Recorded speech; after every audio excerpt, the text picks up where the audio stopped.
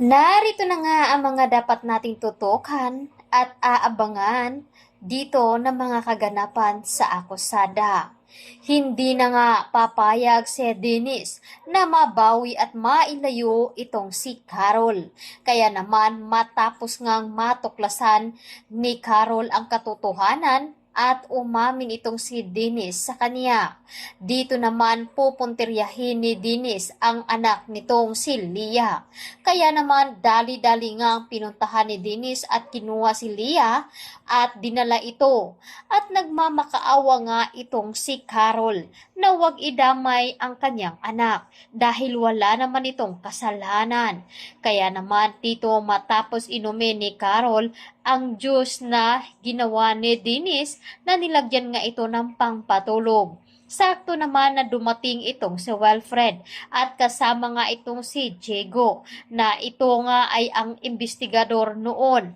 At sinabi nga dito ni Wilfred na magiging delikado ang buhay ni Carol. Kaya naman, kailangan tumawag ni Tristan ng backup at tumawag na rin ng mga pulis. At doon nga ay napasugod rin itong si Ronnie sa bahay nila.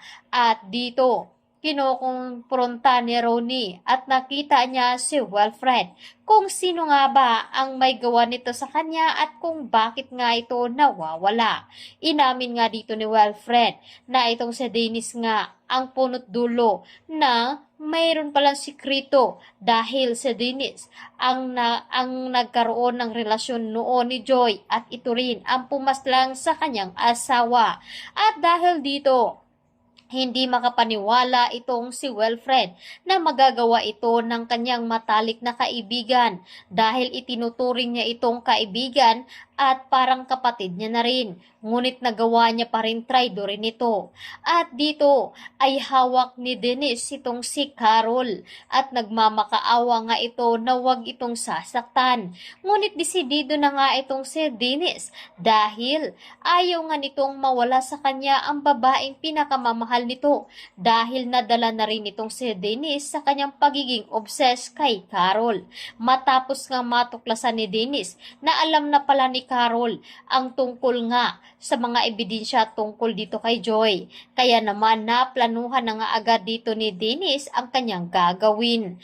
Posible nga bang mapapahamak dito si Carol? Sino nga ba sa kanila ang tuluyan ng magpapaalam? Lalo pat sinabi dito ni Wilfred na kailangan siya nga daw ang babarilin dito ni Carol upang makalaya nga daw ito at makawala.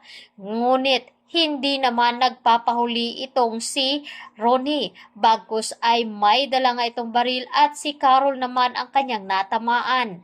Dahil kitang-kita nito ni Dennis ang ginawa ni Ronnie, hindi ito mapakali. Napaiyak na lamang ito sa kanyang nakita. At dahil dito posibleng mapapahamak na nga si Carol at si Wilfred.